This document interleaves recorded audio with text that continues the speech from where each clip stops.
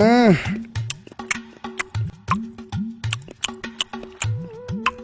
ইমান শব্দ কৰি কিয় খাইছ?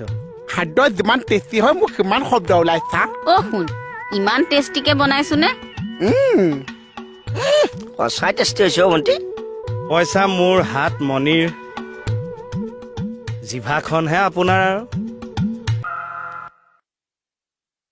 লাজ পালে। অৰি আপুনিনো ল'ৰাটোৰ লগত কিয় ইমানকে লাগি থাকে হয়? তাৰ স্থগিত হোৱা বিয়াৰ মই এতিয়াও 1.5 লাখ মান টকা পাবলৈ আছে। আপোনালোকে খোৱা সময়ত কি পইচা হিচাপ কৰি থাকে লক্ষীয়ে এই গুচি যাব। ভাত দুহেটা মাৰা।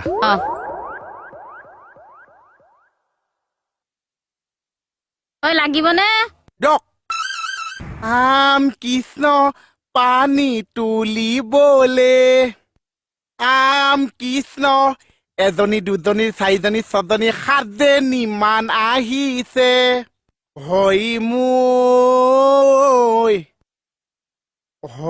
মই লগতে গৰু দুটালৈ, আম কৃষ্ণ খাচী মাংস আনিছে, মাংসয়ে 4টামান আইটেম কৰিছে।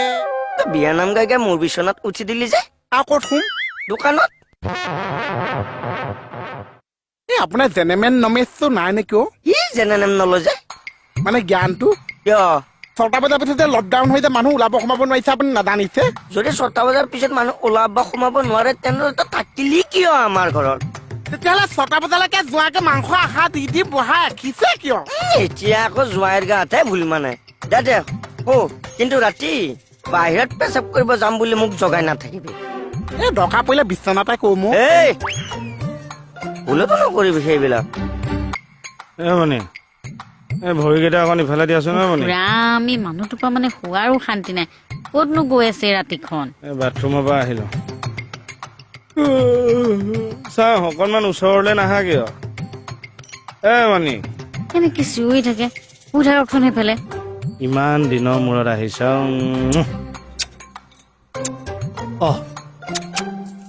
মানে তোমাৰ গালখন ইমান টান টান লাগিছে কিয়? হে হৰি, এজনীয়ে হেলমেট পিন্ধি শুইছে।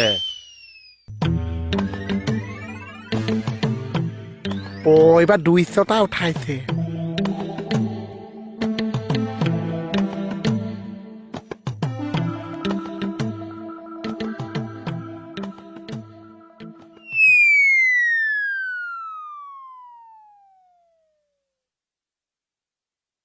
নাথাকোৱে যা।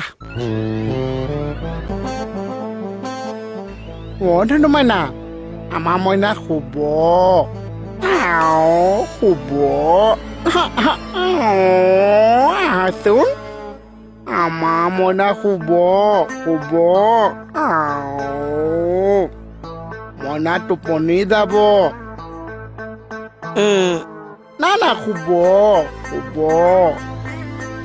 মইনা টোপনি যাব। বাৰী বগৰী খাব, বগৰী কাইতে ভৰি পিন্ধিব।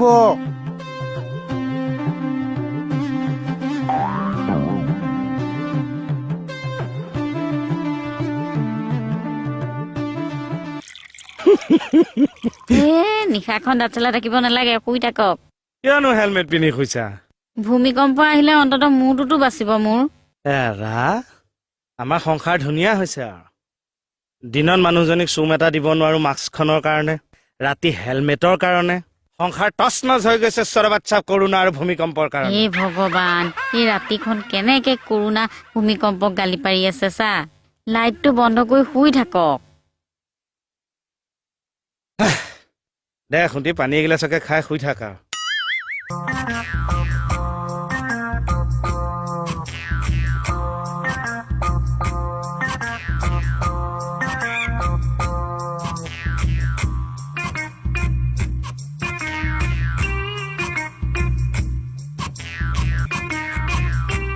তুলিখন কি হ'ল?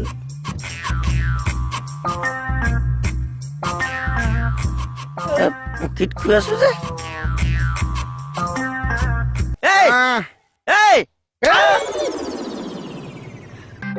আপুনি থাকিব নালাগিছিল নেকি? ঢল পোৱাতে আহিল যে। আপুনিওতো ঢল পোৱাতে আহিছে। আমি হলো কৰ্মযোগী মানুহ, ডিউটি আমাৰ জীৱন। এৰা আমিহে ডিউটিত ফাং ফুং কৰো এইটো কি চেনিটাইজাৰ এইটো বটলত কিয় লৈছে 1 গেলেন কিনিছিলো কালি ৱাদ আনিকে ঘঁহিছো আপুনি বিশ্বাস নকৰিব ছাৰ সৰুতে যেতিয়া মই স্কুল গৈছিলো মই তেতিয়া ইয়াতকে ডাঙৰ বটলত চেনিটাইজাৰ লৈ গৈছিলো অ ক'ৰবাত পঢ়িছো মই ক'ত পঢ়িছো কোনোবাই সাঁচি পাতত লিখি থৈ গৈছিল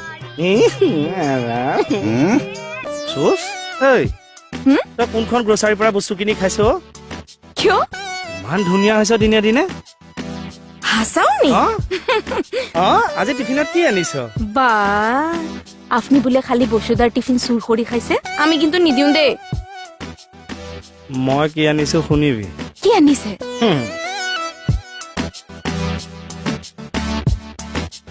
ও আপনি স্যানিটাইজার কিয় খালে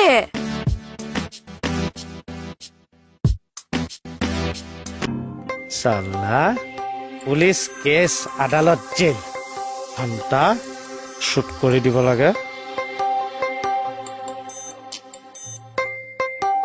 হৰি আপুনি চেনিটাইজাৰ খিনি খাই দিলে কিয় হা সেইখিনি চেনিটাইজাৰ নহয় জানো ভিতৰটো চেনিটাইজ কৰি ললো